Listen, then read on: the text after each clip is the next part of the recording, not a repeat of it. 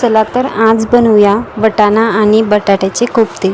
त्यासाठी मी पॅनवर लसूण, मिरची आणि घरी भिजवलेले छान वाटाणे गरम करून घेतलेले आहे। अगदी 1 मिनिटही नाही, अगदी नॉर्मल हलके मी गरम करून घेतले आहे। त्यात थोडीशी अद्रकही टाकली आहे आणि याला छान मिक्सरमध्ये मी एक फेरा मारून घेणार आहे आणि त्यामध्ये फ्रेश कोथिंबीर सुद्धा ॲड केलेली आहे। तर हे बघा, अशा पद्धतीने मी बारीक केलं आहे। त्यामध्ये मी 2 उकडलेले बटाटे, अर्धा चमचा मीठ, तिखट, हळद, जिरे आणि अर्धा चमचा गरम मसाला घेतलेला आहे, थोडेसे चिली फ्लेक्स आणि 1 चमचा तांदळाचं पीठ, 1 चमचा बेसन पीठ याला मस्तपैकी मिक्स करून आता आपण याचे बॉल बनवून घेणार आहोत। तर अशा पद्धतीने याचे बॉल बनवून घ्यायचे आहेत। हे बघा, छान आता याला फ्राय करून घेऊया। गरम तेलामध्ये फ्राय करायचे आहे, म्हणजे अगदी टाकताना गरम आणि नंतर गॅसचा फ्लेम लो करायचा आहे आणि मस्तपैकी ब्राऊन होईपर्यंत त्याला फ्राय करायचं आहे। हे बघा, अशा पद्धतीने आपले बॉल्स ब्राऊन झालेले आहेत। त्याला साईडला काढून आता आपण फोडणीची तयारी करूया। तर फोडणीसाठी मी एक मीडियम साईज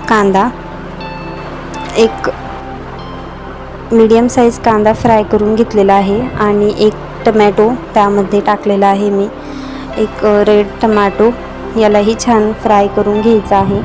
त्यानंतर त्यामध्ये थोडीशी अद्रक, थोडीशी कोथिंबीर आणि एक 5 ते 6 काजू यामध्ये छान फ्राय करून घ्यायचे आहे।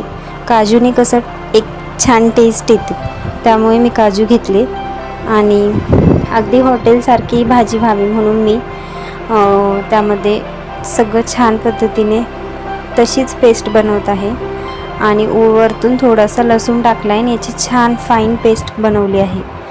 तर हे बघा, आता आपण फोडणी देऊन घेणार आहोत। फोडणीसाठी मी त्याच कढईत तेल टाकून थोडेसे जिरे, थोडीशी मोहरी, एक 4 ते 5 कढीपत्त्याचे पत्ते छान तडतडून घेऊन त्यामध्ये हिरवी फ्रेश कोथिंबीर टाकायची आहे आणि मसाल्यात काहीच नाही तर लाल तिखट, हळद, कांदा लसूण मसाला, अर्धा चमचा गरम मसाला आणि किचन किंग मसाला घेतला आहे आणि पेस्ट जी आपण काढलेली आहे ती टाकणार आहोत। याला मस्त तेल सुटेपर्यंत छान कलसून घ्यायचं आहे।